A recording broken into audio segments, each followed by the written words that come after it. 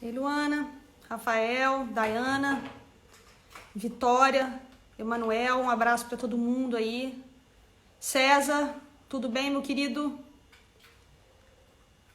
Léo, tá sempre aqui com a gente também. Anderson, fiquei muito feliz de ter visto você, Luana, na live, viu?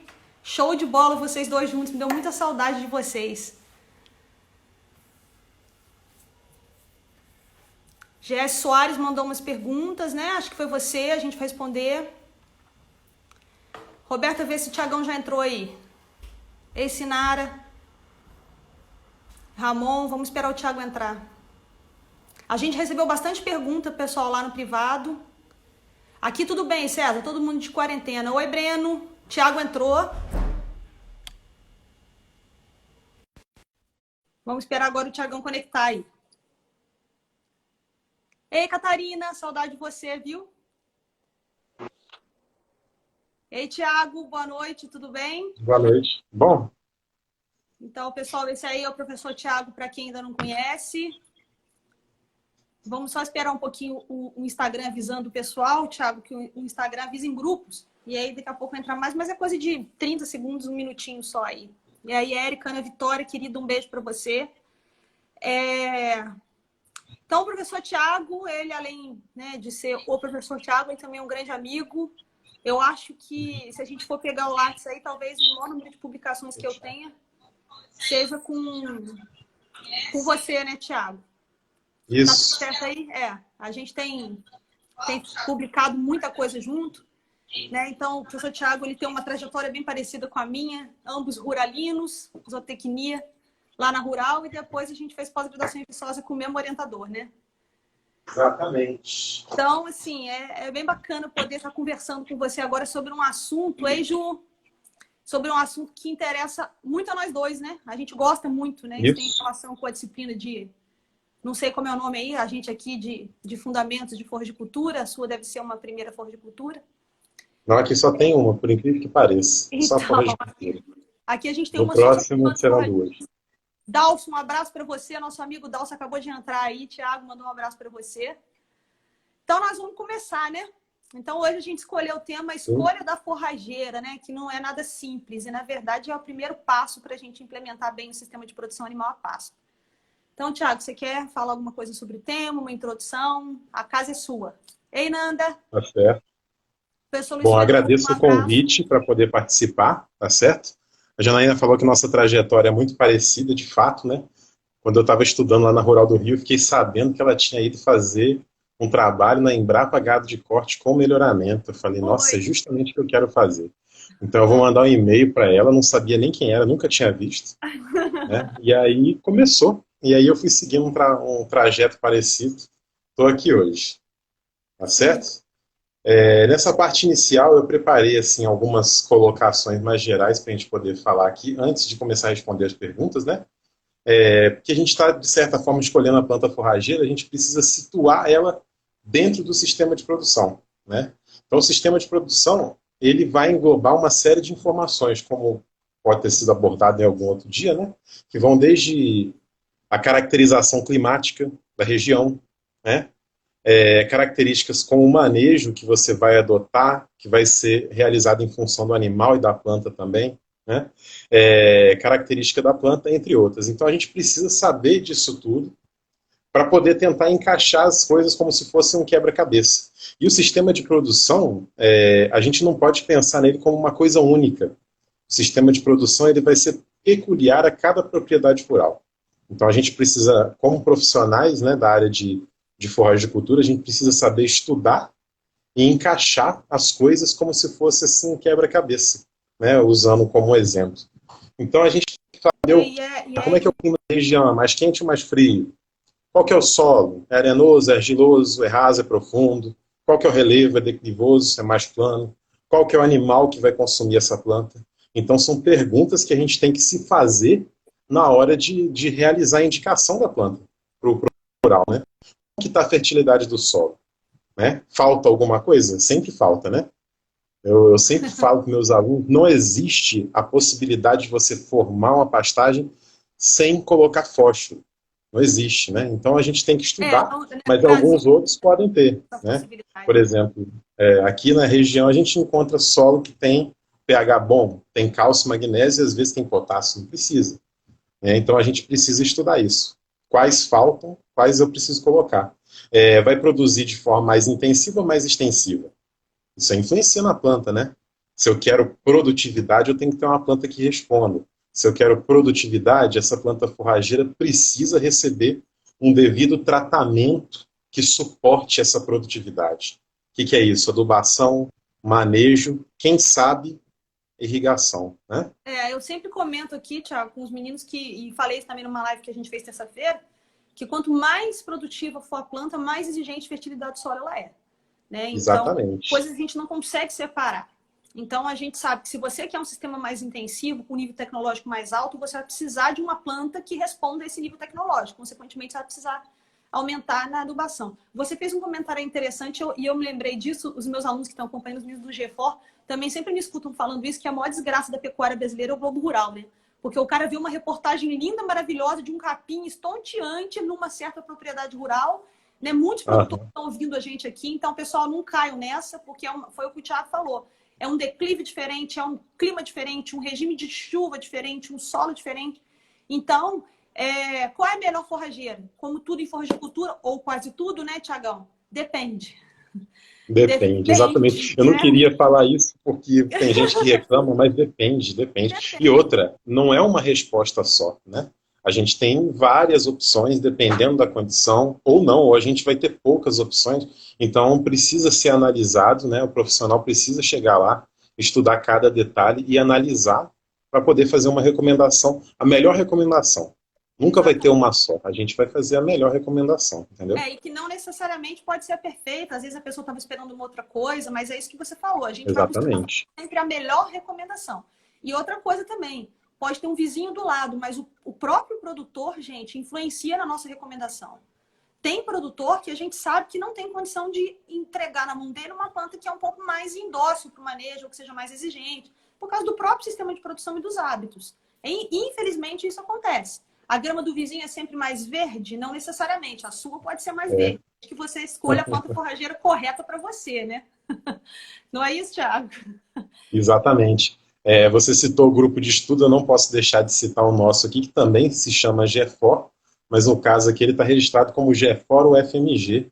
É o pessoal que apoia os trabalhos aí, que ajuda a fazer os experimentos e elucidar algumas dúvidas, né, que a gente responde aqui.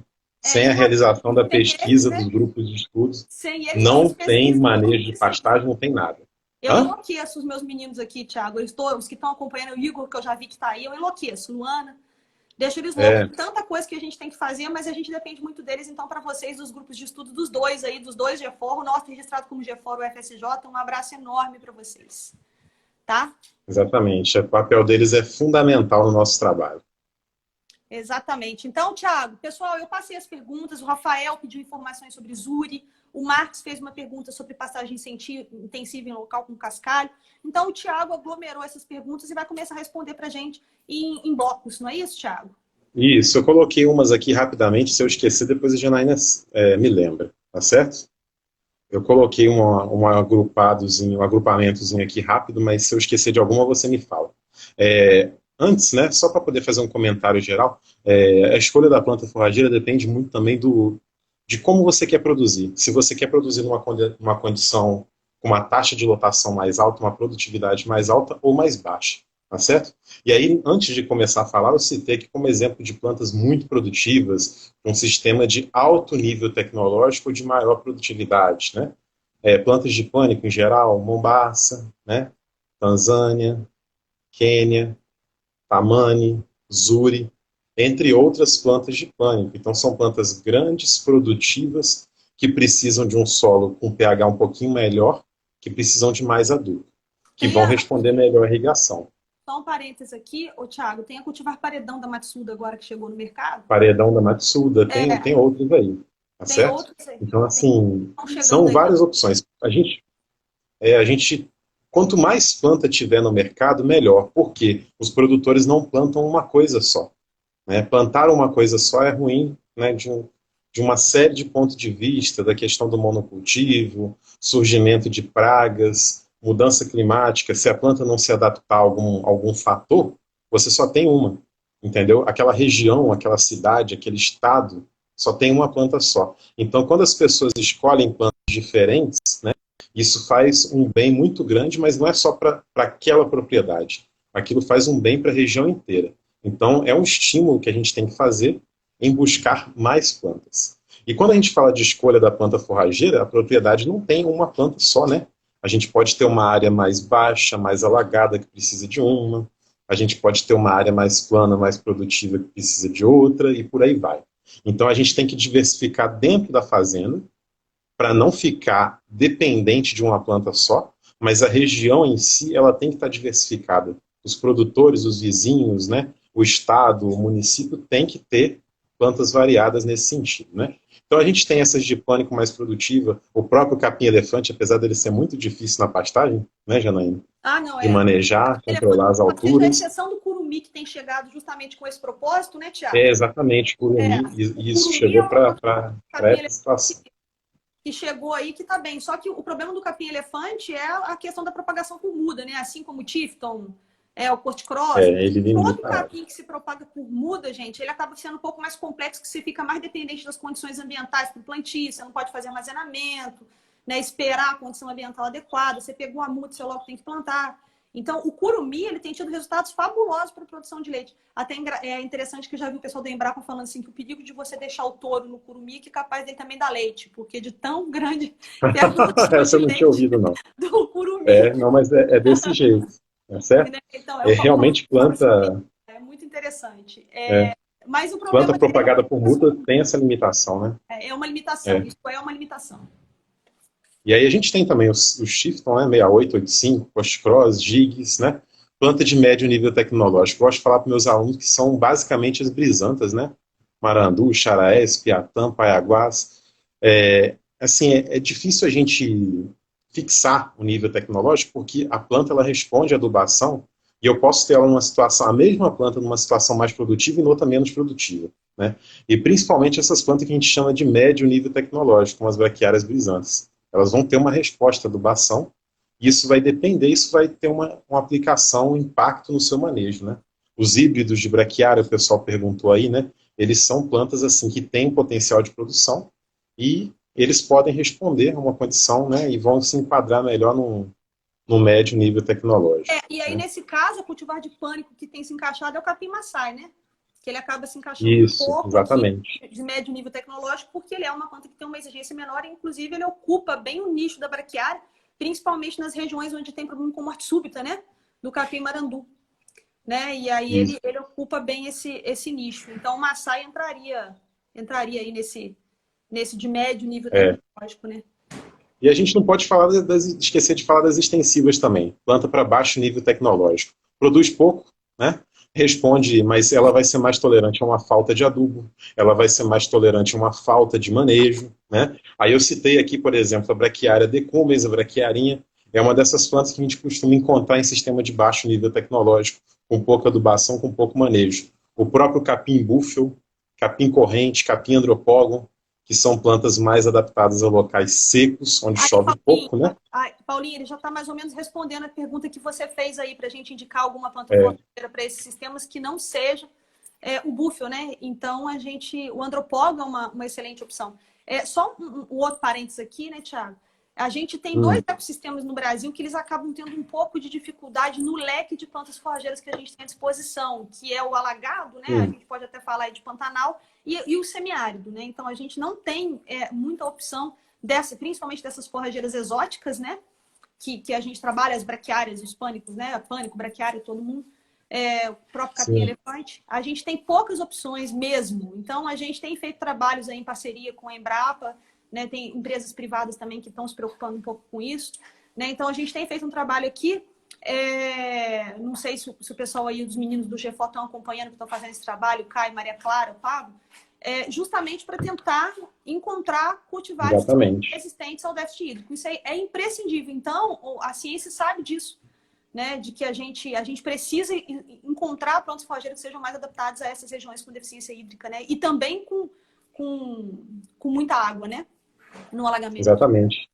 Aqui a gente também faz muita pesquisa, um apoio aqui da Barenbroek. A gente testa umas forrageiras adaptadas à nossa região. Nossa região aqui é bem peculiar porque ela é na transição do cerrado com o semiárido com a Mata Atlântica.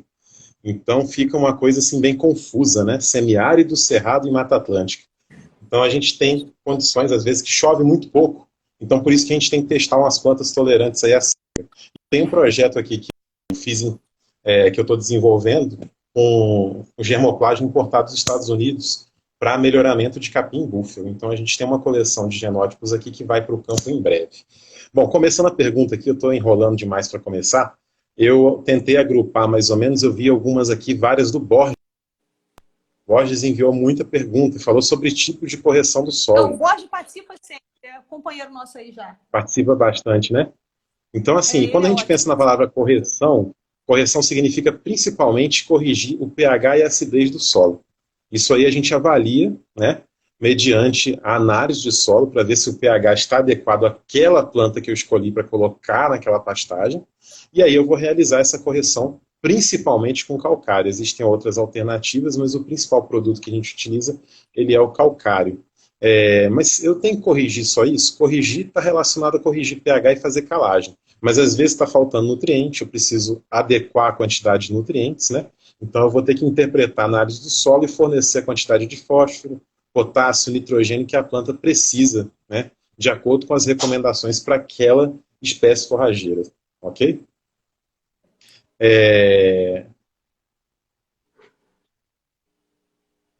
Bom, e aí a aplicação desses adubos, ela varia muito do momento que você está aplicando. Tipo, eu estou no estabelecimento, estou formando a pastagem, eu estou realizando a minha manutenção, né? Caso eu esteja formando uma área mecanizável, né? Essa formação inicial, ela vai passar pelos processos de incorporação dos calcários, incorporação do adubo, para poder proporcionar uma melhoria da condição do solo para o crescimento da planta. Outra que eu separei aqui foi de Alice Rodrigues, de Caçapava, que ela perguntava sobre a implantação do Tifton, né? Então a gente começou a falar rapidamente ali. Implantação do Tifton, né? Ela envolve um preparo do solo muito bom. Por quê? Ela é uma planta exigente em fertilidade e ela é uma planta exigente por ser propagada por mudas. Então, se eu vou formar uma pastagem de Tifton, Alice, eu preciso ter mudas suficientes para formar a área que eu vou plantar. Como que é a muda de Tifton? A muda de Tifton pode ser os ramos do capim, os colmos do capim que a gente escolheu com o vizinho, com alguma propriedade que tivesse já uma pastagem de Tifton formada, e tem algumas empresas, algumas pessoas que vendem a muda, né, pré-germinada. E é bom ter certeza de que você está pegando capim que você acha que está pegando mesmo. Então é sempre bom dar uma Exatamente, nem lembrei desse detalhe. Cada uma que aparece, o pessoal está achando que está pegando o Tifton e a estrela, sabe? Então tem que tomar muito cuidado na identificação. Tifton é complicado, nesse caso, entraria uma boa opção, né? Tipo, eu estou comprando de uma empresa, eu conheço aquela empresa ela é idônea, ela é capaz de fornecer as mudas, e normalmente essa muda ela vai vir já enraizada num tubete, tipo uma muda de eucalipto, né? Então seriam formas de a gente conseguir. Então eu teria que realizar a calagem para poder corrigir, realizar a adubação fosfatada no sulco, onde eu colocar o ramo, ou onde eu colocar a muda, para poder garantir um bom estabelecimento. E outra, enquanto estiver chovendo numa condição assim, com a previsão de chuva garantida, porque a muda é muito mais sensível à falta d'água do que a semente. Outra que eu separei aqui foi de Matheus Gomes, né? Ele pergunta... Tiago, deixa eu só aproveitar que você está falando do Tifton. O Luan acabou de perguntar qual é a forrageira que é mais indicada para equino. Então, a resposta já está aí. Aproveitando que você está falando do Tifton, pegando Exatamente. esse... Tá? Então, o Tifton, o corticrose, o próprio estrela são plantas que são extremamente recomendadas para equinos. E uma coisa que eu gostaria de deixar aqui em observação com vocês, essa semana, inclusive, eu recebi aqui mesmo no perfil um relato de morte de equinos pelo consumo de capim tamanho, tá? Então, a gente tem casos de sucesso, sim. Isso é geral, Janaína? Não, não é geral. Em algumas localidades, a gente encontra cavalos pastejando tamanho, Maçai, Mombaça, sem problemas. Mas em outras localidades, a gente encontra equinos que estão morrendo, tá? Com problemas por causa de Maçai, tamanho e Mombaça. Eu ouvi casos de Maçai aqui no norte de Minas e achei estranho, mas eu ouvi gente falando sobre a possibilidade do Maçai estar causando alguma coisa nesse sentido. Porque eu achava que isso se concentrava em local no bioma amazônico, né? Eu não imaginava que pudesse acontecer aqui na região Esse mais seca. relato que eu recebi foi no Mato Grosso do Sul. Então, assim, a É, gente tem que tomar um pouco de cuidado. Inclusive, né, o novo capítulo do livro Plantas Forrageiras que está para sair agora, a gente, né, eu e o professor Tiago somos coautores nesse capítulo, doutora Eliana e a Enclada da Embrapa de Corte, a gente já coloca certas restrições na indicação de qualquer cultivar de pânico, seja ela mombaça, Tanzânia, Maasai, Tamani, para equídeos, tá? Então fica essa observação aí que as forrageiras mais indicadas mesmo para equídeo, braquiária não, porque cavalo não come braquiária, né, gente? é, A exceção da umidícula, né, que também pode trazer problema, né? sim. Mas a gente evita indicar. Então fiquem mesmo com a opção das gramas, tá? Que no caso seria Tifton, Corticróis e o Estrela. Gigs, né? Vaqueiro, que é um tipo que Matheus funciona aqui, por semente. exatamente, por semente. Matheus Gomes perguntou se a gente pode fazer calagem sem incorporação. Existem situações onde a gente vai ter que fazer a calagem sem incorporação. Por exemplo, se eu estou fazendo uma calagem de manutenção da pastagem, eu não estou no momento da implantação.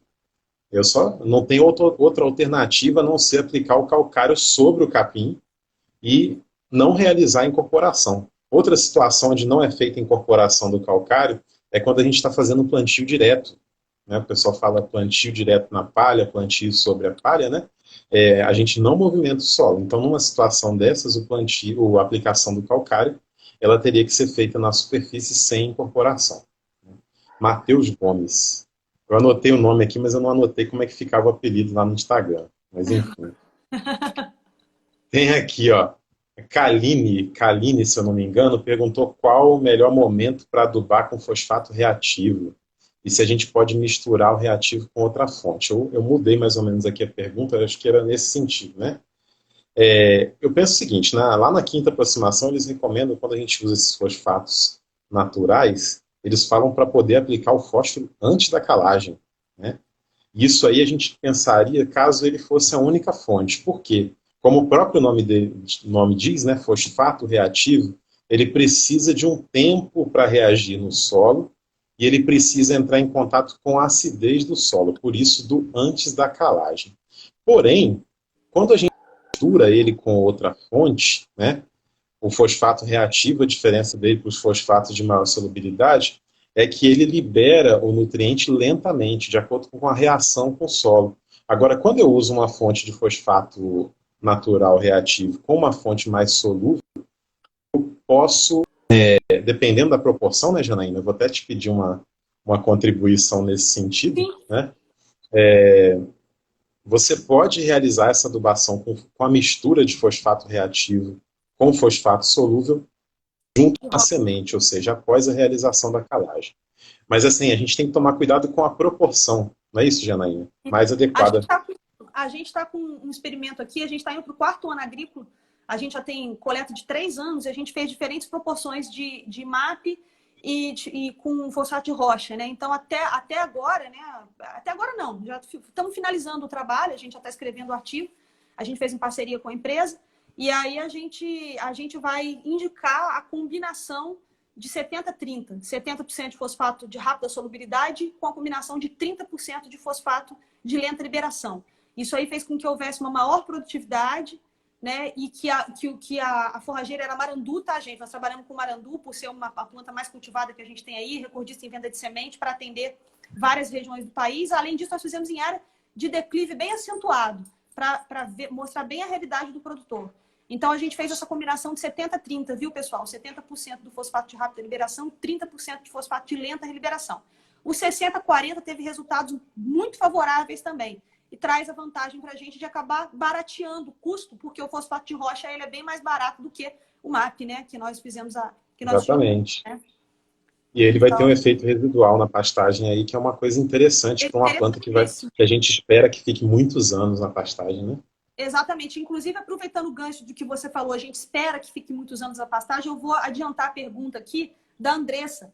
Ela perguntou quando que a gente tem que renovar o pasto de capim Tanzânia num sistema rotacionado. Eu vou dizer para ela que se ela tiver que renovar agora, que ela não renove por Tanzânia, né?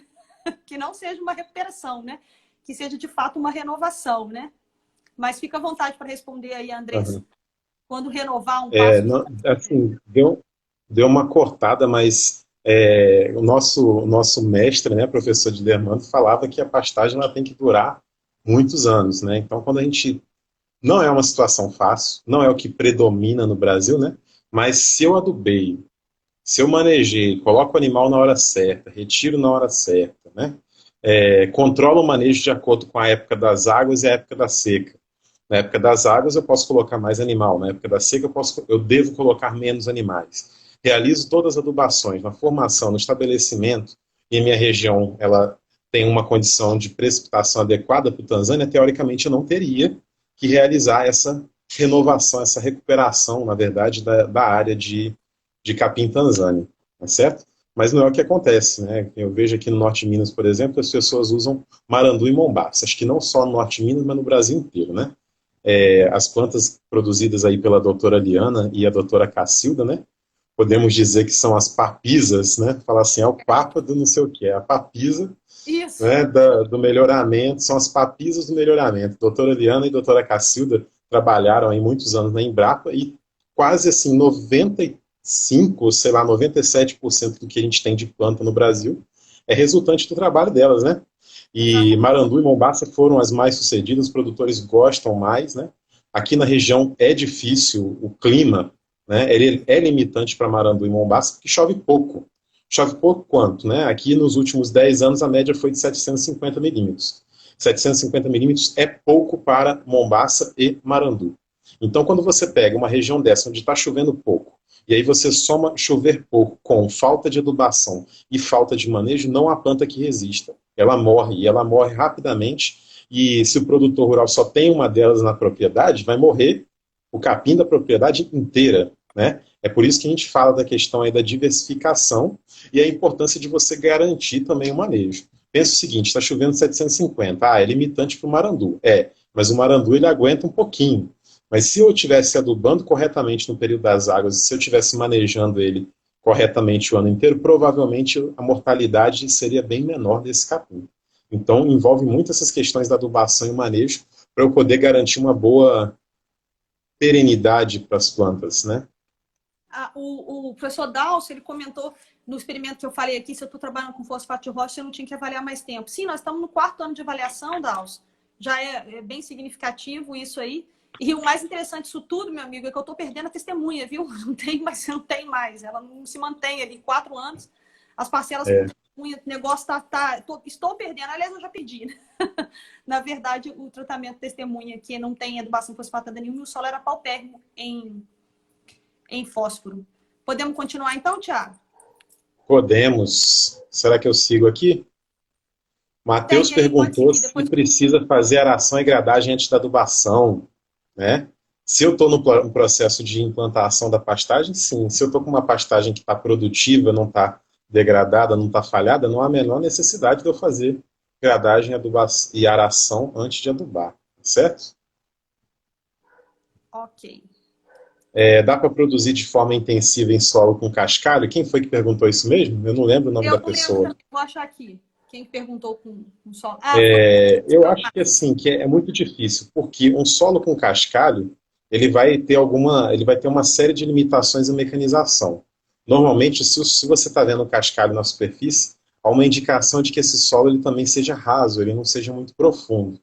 E aí eu posso ter também alguma certa pedregosidade e isso atrapalhar o processo de mecanização. Então fica difícil, às vezes, num solo muito raso, né, e com muito cascalho, ter uma produção mais intensiva.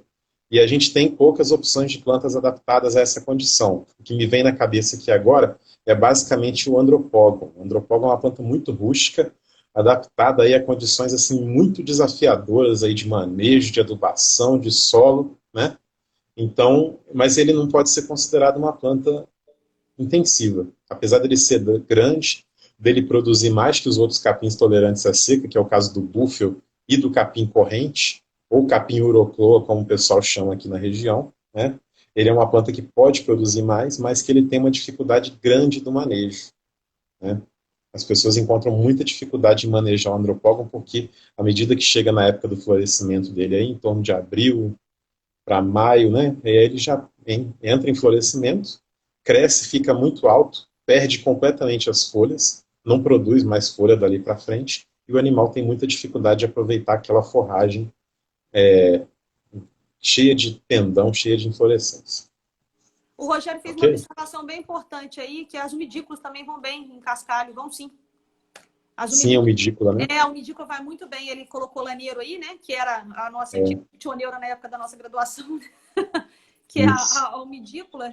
Rogério, muito obrigado pela contribuição, pela informação. Vai bem. Inclusive, o Hans deve estar acompanhando a gente aí. A umidícula me surpreendeu muito, porque quando eu morei um tempo no Nordeste, eu via muito sistema de produção, principalmente de gado de corte, com umidícula em solos bem rasos, né? Lá no Nordeste. Muito bom. Pura. Continua nas perguntas, que depois vamos passar para as perguntas do pessoal que está aqui ao vivo. Ó, Marcelo falou de adubação nitrogenada na entre-safra, com a queda na temperatura e a luminosidade. E aí eu já coloquei junto a pergunta da outra pessoa que eu não anotei o nome, que falava de adubação ou de capiaçu com e sem irrigação. Adubação de capiaçu com e sem irrigação, né? Para a gente poder falar de, já que a gente está falando de planta forrageira dentro do sistema de produção, e como a gente está falando aqui de uma planta adaptada a um sistema intensivo, né? Eu estou adubando com nitrogênio, eu estou irrigando, eu estou tendo uma planta produtiva. Eu vou adubar essa planta no período da entre-safra, sim ou não, né? Adubação nitrogenada, para ela ter uma boa resposta, eu preciso ter água no solo, né? Aliás, qualquer adubo, qualquer nutriente mineral que eu coloque para uma planta forrageira, ele só vai ser absorvido pela planta enquanto houver água no solo. Então, eu estou pensando em adubar no período de entre-safra, de duas uma, ou na minha região a chuva ela avança um pouquinho na entre-safra e eu consigo fazer uma adubação nitrogenada no final da entre-safra, ou eu estou irrigando, tá certo? Mas beleza, estou adubando com nitrogênio no período mais limitante do ano porque eu vi que tem água para mim, né? Ou meu solo é mais úmido, estou numa baixada, minha região chove mais, ou eu estou irrigando, né? Aí eu tenho que lembrar de outro fator, que é muito importante para a resposta da planta, que é a temperatura, que ele citou aqui, né? A temperatura está caindo. E aí? Né? Na época que a temperatura cai, eu posso ter limitação para adubação e para irrigação. Porque se eu não tenho a temperatura ideal para a planta, ela vai crescendo de forma cada vez mais lenta, podendo até ter um crescimento nulo num dia mais frio, né? Eu costumo falar para os meus alunos, eu li isso numa publicação da Embrapa, que falava basicamente de brisanta e pânico, que quando a gente tem uma região cuja temperatura média do mês, né, ela fique em torno de 16, 17 graus, fique abaixo disso, esse mês vai ser um mês onde eu vou ter uma resposta à irrigação bem limitada. Essa é a temperatura média diária, não é aquela história de média de mínimas, que também é utilizado como referência. A própria Embrapa fala que nem todo produtor tem acesso à temperatura, à média das mínimas, né? Ou seja, a média da temperatura mais baixa daquela região. Alguns deles, a maioria, vai ter acesso à temperatura média do dia. Então, quando aquela região, né, ela tem uma temperatura de 15 a 17 graus, ou em alguns meses do ano fica mais frio que isso, eu vou ter limitação nesses meses. Tomando como exemplo Montes Claros aqui, a gente vai ter de 1 a 2 meses aqui nessa região, onde eu posso ter temperaturas chegando perto disso, onde eu possa ter uma limitação maior aí a resposta à irrigação e também a resposta à adubação. Falando do capiaçu, como que eu adubo capiaçu com e sem irrigação? A gente estava falando disso outro dia, né, Janaína? Aí só um instante, aí já aproveita e já responde o Moreira, que perguntou, né, se hoje o capiaçu é a melhor opção para capineira, né? Então já aproveita e já fala do capiaçu aí, que já responde o Moreira, que está acompanhando a gente aqui ao vivo. Sim, eu acredito que é uma opção excelente, né? Ele resultou de todo o trabalho de melhoramento genético da Embrapa Gado de Corte, dentre as plantas que a gente encontra de capim elefante. De leite, Para quê? O capiaçu foi o pessoal da Embrapa Gado de Leite que fez o melhoramento, né? Falei corte? Mania. Foi o pessoal da Embrapa Gado de Leite. Esse é detalhe. Foi o pessoal da Embrapa Gado de Leite. Então, o trabalho deles foi muito bom. Eles tiveram o resultado dessa planta é muito produtiva. Mas por ser muito produtiva, ela vai precisar de muito adubo. Pensa o seguinte, eu tenho meu capiaçu, estou irrigando. Meu capiaçu, se ele produz 30 toneladas de massa seca por hectare ano, dizem que ele pode chegar e além disso, né, que é uma planta muito produtiva, automaticamente eu tenho que ter colocado nele, só para poder arredondar a conta, né, 300 quilos de N. O que significa 300 quilos de nitrogênio? É praticamente eu colocar 550 quilos de ureia por ano. Quem faz isso? Né? Não só de ureia, mas também talvez algumas outras fontes, como esterco e outras coisas. Significa eu ter colocado 300 quilos de cloreto de potássio, uns de 100 a 80 quilos de fósforo por ano, fósforo, né? Fora os outros adubos. Então pense o seguinte, a planta é produtiva? Não ache que ela vai fazer isso sozinha. Se você não der a condição para ela, não der o adubo e a água que ela precisa, ela não vai ter aquele potencial de produção que a gente encontra sendo divulgado, às vezes, em alguns meios, né? Os próprios boletins, eles são feitos, aquela planta, ela foi feita para uma condição boa. Ela tem que ser adubada, ela tem que ser bem manejada, ela tem que ser colhida na hora certa. É isso que a Embrapa fez, né? E aí o produtor, ele tem que estar ciente que ele vai ter que dar aquela condição para a planta responder. Capiaçu poder responder. Então, assim, se eu adubar e irrigar o capiaçu, ele vai responder muito, né? Mas ele vai automaticamente passar a precisar de mais adubo, sendo irrigado. Isso. E o capiaçu, ele tem maneiras diferentes se você estiver utilizando ele para capineira ou se você estiver utilizando para silagem. Né? Então, o capiaçu para capineira, você vai cortar ali em torno de 50, 60 dias, ele vai ter uma produtividade menor, mas você vai aumentar o número de cortes.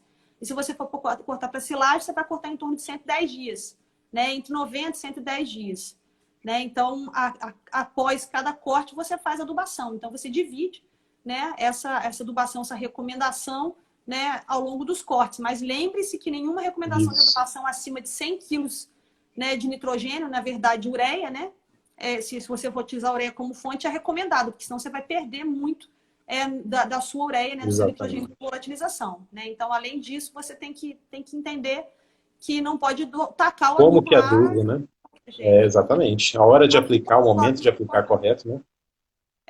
Alguém fez uma pergunta aqui sobre planta para solo arenoso em região com deficiência hídrica, para bovinos. Né? Isso aqui, algumas regiões aqui do norte de Minas têm essa condição, solo arenoso, deficiência hídrica. Ali em Janaúba a gente tem umas condições dessas, né? E uma planta muito indicada para essa condição é o capim-búfalo. O capim-búfalo se desenvolve muito bem onde chove pouco e onde o solo é arenoso, mas ele precisa também de um solo fértil, que às vezes a gente encontra em região semiárida. Então, se eu tenho uma condição dessa, o capim-búfalo vai achar excelente, tá certo? Solo arenoso, né? Baixa precipitação, região semiárida, e um solo mais fértil. Se eu estou numa região dessa e o solo não é tão fértil, o andropógon talvez seja uma opção, se o solo é ácido, ok? Aqui, o Lucas, aproveitando que você está falando desse negócio, desse tipo de solo, o Lucas fez um comentário interessante, ele escreveu aí pra gente agora nos comentários que o capim andropógon geralmente ele é subestimado, que ele é uma forrageira que tem uma boa adaptação ao semiárido. Né? E qual é a nossa opinião? Então, Lucas, a gente compartilha, né? Acho que o professor Thiago também, a gente compartilha da sua opinião, que de fato o capim andropógon ele é subestimado no seu potencial de ser uma planta altamente resistente ao déficit hídrico, é uma planta que se adapta muito bem a esse tipo de solo, né? E assim, o potencial de produção dele também é subestimado. Tem um trabalho que está sendo feito aqui na EPAMIG, a doutora Leide aqui da EPAMIG, ela testou naquele projeto da Embrapa, se eu não me engano, forrageiras para o semiárido. Então lá no meio tinha andropógon, tinha búfalo, tinha o capim urocloa, devia ter o capim piatã, o capim tamani. Naquela condição, naquele início de experimento que ela fez, a pesquisa não está concluída, a planta mais produtiva aqui tinha tamani, tinha piatã, tinha urocloa, tinha búfalo, andropógon. O andropógon foi a planta mais produtiva, tá certo? Então ele apresentou uma produtividade que superou a maioria das outras assim em 50%. Então é uma planta que precisa de mais estudos, principalmente para poder dar um jeito naquele manejo dele. E precisa ser lançadas mais forrageiras também, né? O pessoal da Matsuda lançou o tal do Tupã, eu não conheço ainda, que seria uma cultivar de andropógon, talvez um pouquinho menos exigente em manejo, né? E o pessoal da Embrapa Recurso Genético também, se eu não me engano, não sei se é do Recurso Genético ou do Planaltina, agora no capítulo do livro, já está entrando essa nova cultivar de andropógon, que também foi lançada pela Embrapa. Então a gente já tem mais 2 alternativas de andropógon aí, tá, Lucas? Então o pessoal tá bastante interessado nesse processo. Sim. Assim. O Luan perguntou, aproveitando, Thiago, que esse vai ficar fora um pouco de qualquer coisa, aproveitando esse espaço, o Luan perguntou se a gente tem relato de morte de outros herbívoros, né, de outros animais em seu pastejo, com exceção dos equinos. Não, a não ser problemas que você tem com bezerro e leucena, né? Por causa da mimosina e tudo mais. Mas, assim, nessas gramíneas, a maioria das gramíneas que a gente tem visto, eu não tenho relatos. Não sei se o Thiago tem algo a acrescentar em relação a isso. Eu não ouvi o início da pergunta. Se Foi? outros animais morrem, se outros animais, além de cavalo, morrem com essas plantas que a gente está comentando aqui. Não, acredito que não. Isso está muito concentrado na região norte, né? Em algum local onde chova muito, né? Apesar de que aqui no norte de Minas o pessoal suspeitou de alguma coisa e aqui é completamente diferente da região norte. Só que a gente não tem essa indicação. Tanto que, na maioria das vezes, a gente indicava pânico para um cavalo, assim, um cavalo de tração animal, né? Normalmente a gente vai colocar ele na área de pânico, né? Se a gente tem aqueles cavalos de maior potencial genético, a gente vai dar um pasto melhor para ele, um tifton, uma grama da vida. Mas o cavalo que faz a tração animal, não teria uma área mais indicada para ele que o pânico, salvo essas regiões em onde tem sido relatada a ocorrência de morte de E está cada vez mais aumentando essa questão, né, dessa morte. Agora, também é importante a gente salientar que a gente está excluindo aqui, obviamente, plantas tóxicas, né, gente? Então, plantas tóxicas plantas tóxicas é a terceira causa de mortalidade de bovinos no Brasil, para quem não sabe, né? Então, tem muito caso, e planta tóxica é o quê? Ela é oriunda de quê? De um manejo rápido da sua pastagem, né? Ou então que você não implementou a pastagem de forma correta, né? A sua planta forrageira não teve condição de competir com essas plantas tóxicas que estão ali, né? Então, essa morte por plantas tóxicas aí também a gente não está levando isso em consideração, né, Luan? Obviamente. A gente estava só te respondendo em relação às gramíneas que a gente utiliza mesmo. Tem alguém que perguntou aí sobre uma grama Dona Ema, que eu não conheço. Não Eu não conheço. lembro o nome da pessoa. Eu queria muito que essa pessoa me mandasse uma foto para eu poder ver como que é esse capim e saber. No passado, um rapaz de Santa Catarina me mandou uma foto, eu tenho ela salva até hoje. Eu suspeitei que aquela planta que ele queria saber qual era, né, seria o tal do tangola, né, que é aquela planta que é um cruzamento da mútica com a réquia. Natural, né? Isso, só que assim, a foto não estava muito boa, não dava para ver se tinha pilosidade ou não.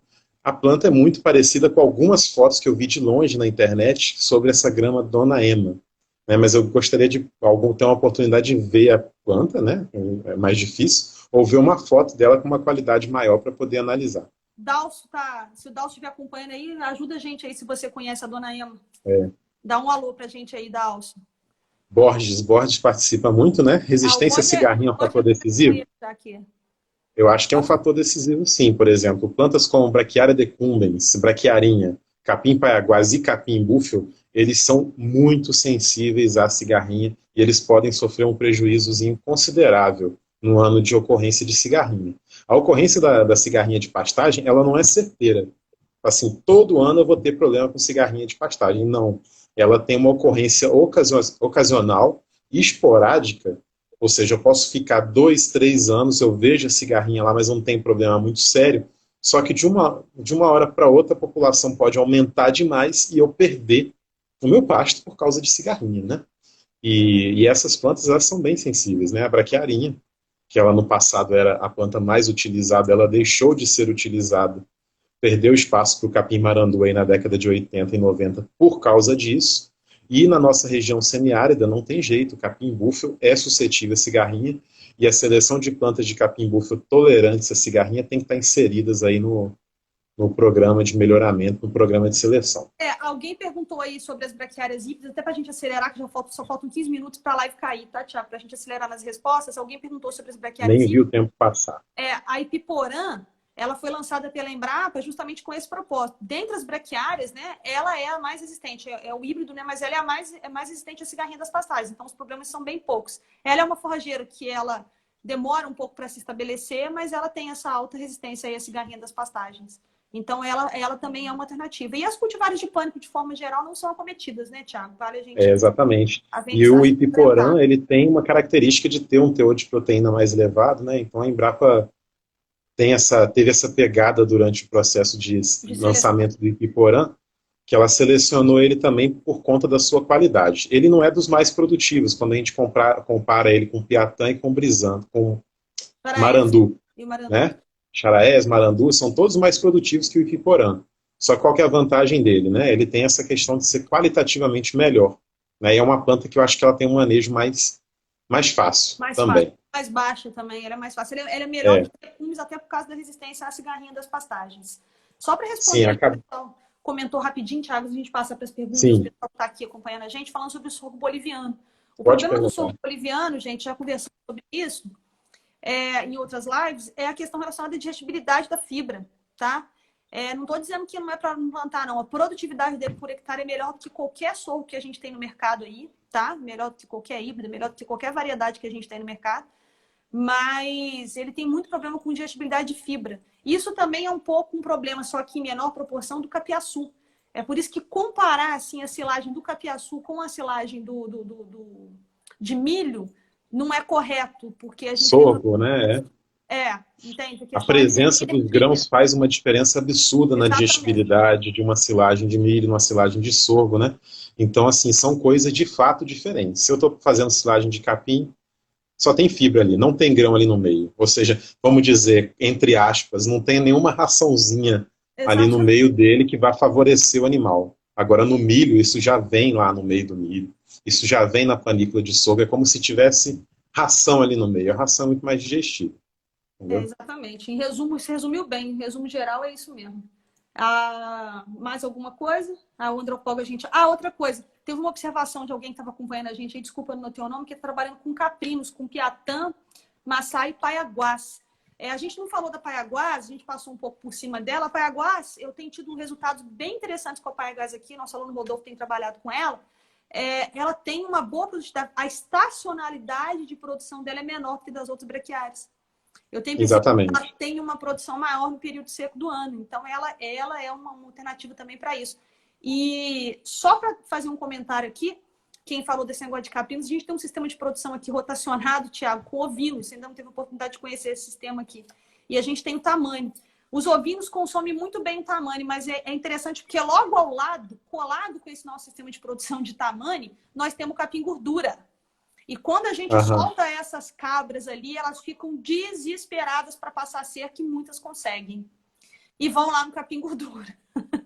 Então eu já É. desisti. Enquanto eu não colocar um alambrado para elas não conseguirem passar, senão eu vou ficar a vida inteira reformando cerca. Aí eu desisti, então estou trabalhando só com os ovinos. Né? Então a minha experiência de tamanho com capinos não foi muito boa, não, mas a culpa é do gordura que está colada ali do lado. Pode continuar aí, Tiagão. Não, eu já terminei as anotações aqui. Tem basicamente do Rodrigo Fulgêncio, que eu estava pulando, planta para área alagada, né? Nem a Janaína falou no começo, planta para região muito seca e planta para área alagada é limitante, são poucas opções. Apesar de eu ter falado lá no início, hoje a gente tem muita planta forrageira. Será que a gente deve parar de produzir ou de liberar novas plantas forrageiras? Não, porque é sempre assim. Genótipo de forrageira, opções de forrageira, quanto mais melhor.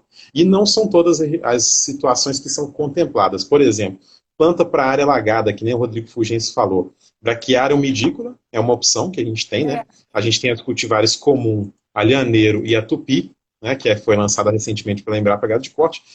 Uma outra opção é o capim pojuca, é uma planta um pouquinho mais produtiva, só que o manejo é difícil. Eu não sei como é que está a comercialização do capim pojuca hoje Tá no baixo, Brasil. porque o maior problema da comercialização tá baixa. É muito difícil encontrar semente de pojuca, porque o problema É do pojuca difícil é o encontrar seguinte. semente, né? Porque o problema do pojuca é o seguinte, gente. Essas plantas forrageiras que a gente está falando aqui, talvez a maioria de vocês saibam disso, mas é sempre bom reforçar, né? Essas que nós estamos falando aqui, braquiária, qualquer uma dessas que a gente está falando aqui, o mombaço, Tanzânia, o capim-elefante, são todas plantas forrageiras exóticas, elas não são nativas. Né? Então, elas são plantas africanas que se desenvolveram num processo de coevolução com grandes herbívoros e estão totalmente adaptadas ao pastejo. Tá? Então, elas são plantas adaptadas porque elas evoluíram junto com aqueles herbívoros africanos e precisavam se adaptar. O pojuca é uma planta forrageira nativa, ou seja, ela é genuinamente nossa. Né? E aqui nas Américas, a gente não tem herbívoros pesados como os africanos. Então, essas plantas não tiveram que suportar uma pressão de pastejo muito alta no decorrer da sua evolução. Então, isso faz com que essa planta seja menos resistente ao puseté. Então, esse é o maior problema do pojuca. Ele é uma planta que tem uma excelente produtividade, já vi relatos de 25 toneladas de matéria seca por hectare ano. É uma planta que tem uma Coisa que a relação... braquiária umidícola dificilmente alcança, né?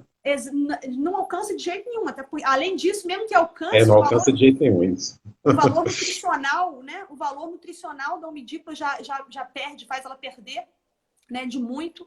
É uma planta que tem, o pojuca, né? Tem uma excelente relação lâmina-colmo, muita folha. E o boi prefere folha, né? E lá no Rio Exatamente. é muito melhor que vá folha do que vá talo. Mas o problema do pojuca que fez ele cair um pouquinho, não cair no gosto do produtor, foi justamente essa intolerância que ele tem a altas pressões de pastejo. e justamente por causa disso que eu expliquei para vocês, né? Dessa questão Exatamente. do processo de evolução. E tem o capim-bengo também, né? Braquiária mútica. Eu achava que, aliás, é difícil encontrar semente, mas por incrível que pareça, aqui no norte de Minas as pessoas vendem semente de braquiária mútica. Eu fui conferir e, assim, a gente encontra. É difícil, né? Então, quando a gente não tem semente, acaba tendo que formar braquiária mútica por muda. E aí encontra uma série de limitações ainda maiores do que a gente falou aí para o capim-elefante e as plantas de Tifton, porque é muito raro você conseguir encontrar alguém que te forneça Uma as muda mudas de de capim-bengo. qualidade. Mas ele tem semente, só que é muito difícil encontrar. É a braquiária Tá. mútica, né?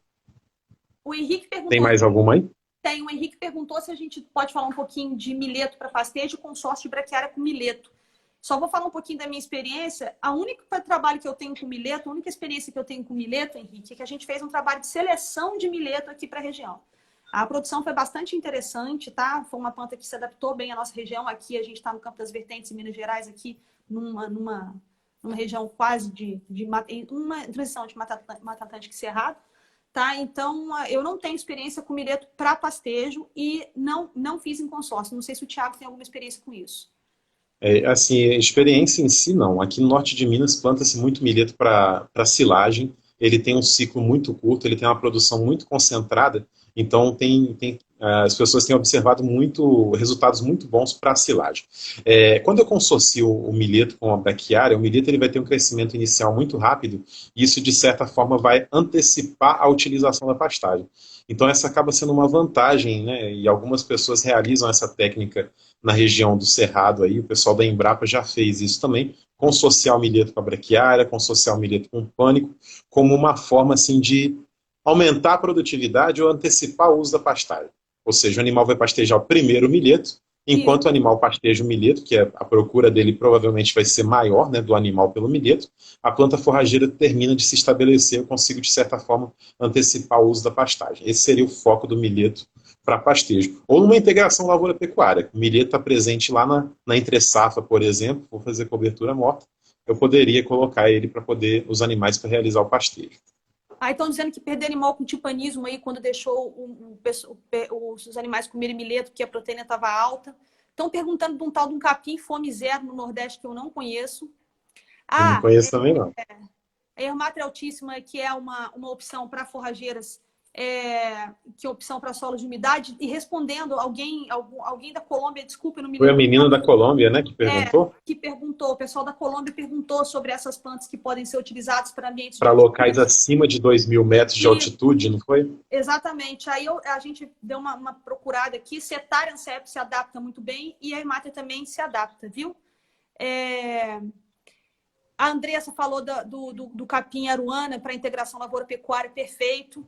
Ô, gente, tem tanta pergunta aqui, a gente está há 7 minutos, eu queria muito poder responder todo mundo. A gente pode mandar para a gente aí no privado que a gente tenta responder na medida do possível. Agora eu vou juntar 2 perguntas, tá, Thiago? Sim. É uma pena que a gente só vai ter 7 minutos para poder falar dessas 2 perguntas. Alguém está perguntando aqui se é melhor utilizar dias fixos ou altura de entrada e saída para manejo de rotacionado e qual seria, juntando com a pergunta do Paulinho, a adubação, o Bruno e o Paulinho, qual seria a forma de fazer adubação nitrogenada em sistemas rotacionados? Aí a gente já fala do manejo de uma forma geral, né, Thiago?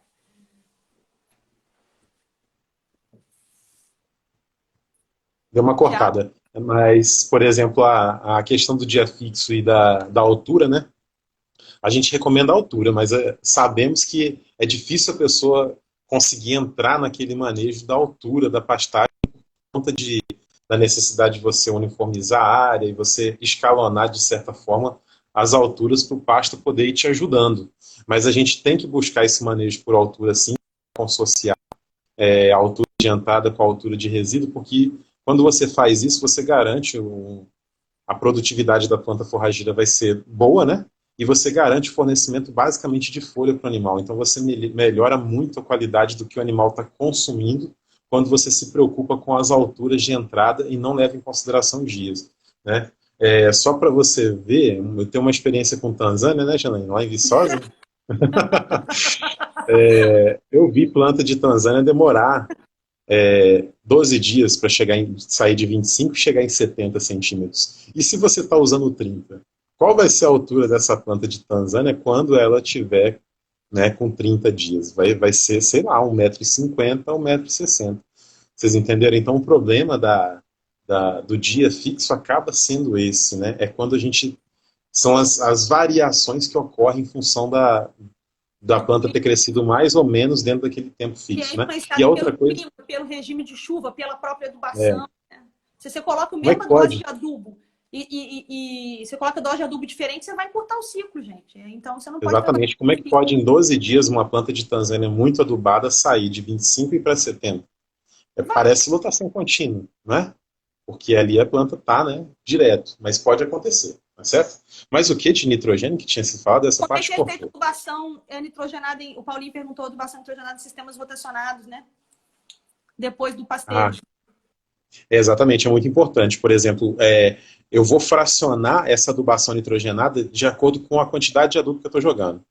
Vamos imaginar que eu estou, sei lá, jogando 150 kg de N. Eu vou fracionar em 3 vezes, né? Eu posso tentar fracionar o seguinte: o primeiro ciclo de pastejo, o animal saiu do piquete, depois, durante o período das águas, eu jogo uma parcela de 50, passou mais 2 ciclos de pastejo, eu jogo outra, passou mais 2, eu jogo outra. Né? Seria uma forma de dividir essa adubação em 3. Apesar de que essa última já ia estar caindo, né, perto do período da entre-safra, né? Então você faz um ajuste ali mais ou menos. Na verdade, não seria nem após o primeiro ciclo de pastejo. Começou a dar sinal que vai entrar no período das águas, eu já poderia fazer a primeira adubação, porque aí eu jogo toda essa adubação um pouquinho mais para frente. Só que é muito importante adubar. O pessoal da Embrapa tem uma publicação que eles falam que o ideal é que cada dose de adubação nitrogenada não passe muito de 60 quilos por hectare, cada dose. Mas e uma pessoa que aduba com 100 quilos por ano? Será que ela consegue fazer duas de 50? Se ela não conseguir, ela joga o 100, entendeu? Mas é mais Mas o efetivo ideal é se que fizer fique, duas de né? 50, né? Exatamente. Você É muito perde melhor menos e a planta cresce, ela se desenvolve melhor.